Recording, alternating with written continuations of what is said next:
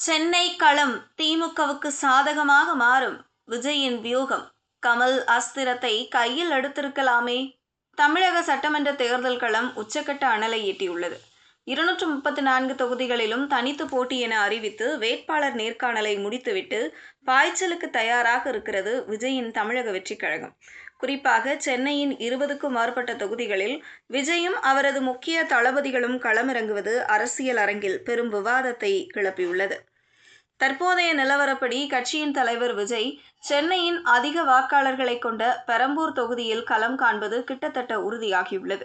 அவருக்கு பக்கபலமாக பொதுச் செயலாளர் புஷி ஆனந்த் தியாகராய நகரிலும், தேர்தல் வியூகர் ஆதவ் அர்ஜுனா வில்லிவாக்கத்திலும், முன்னாள் அதிமுக எம்எல்ஏ ஜேசிடி பிரபாகர் 1000 விளக்கு தொகுதியிலும் களமிறங்க உள்ளனர்.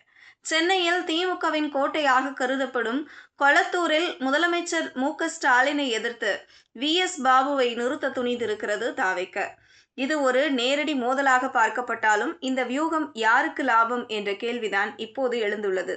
அரசியல் விமர்சகர்களின் கணிப்புப்படி சென்னையில் விஜயும் அவரது முக்கிய முகங்களும் போட்டியிடுவது ஆளும் கட்சியான திமுகவுக்குத்தான் சாதகமாக முடியும் என்று சொல்லப்படுகிறது.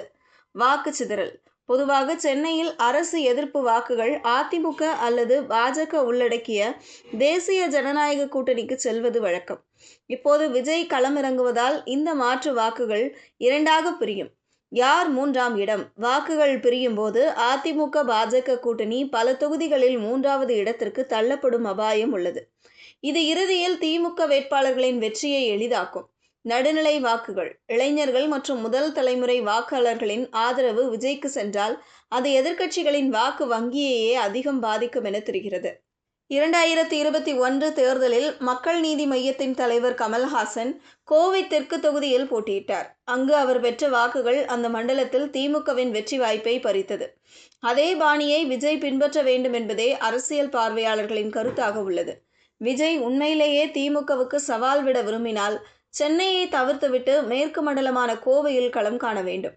அப்போதுதான் அரசு எதிர்ப்பு வாக்குகளை ஒருமுகப்படுத்தி திமுகவுக்கு நெருக்கடி கொடுக்க முடியும். சென்னையில் போட்டியிடுவது திமுகவின் வெற்றிக்கு மறைமுகமாக உதவுவது போலவே அமையும். தற்போது உள்ள சூழலில் சிங்கம் சிங்களாதான் வரும் என 234 தொகுதிகளிலும் தனித்து போட்டியிடும் விஜயின் முடிவால் பல இடங்களில் மும்முனை போட்டி நிலவுகிறது. தாவேக சார்பில் வெளியாக உள்ள முதற்கட்ட வேட்பாளர் பட்டியலில் விஜய் தனது தொகுதியை அதிகாரப்பூர்வமாக அறிவிப்பார் என எதிர்பார்க்கப்படுகிறது. விஜயின் இந்த சென்னை வியூகம் திமுகவை வீழ்த்தவா அல்லது எதிர்க்கட்சிகளை வீழ்த்தவா என்பது மே 4ஆம் தேதி தேர்தல் முடிவுகள் வெளியாகும் போது தெரிந்துவிடும்.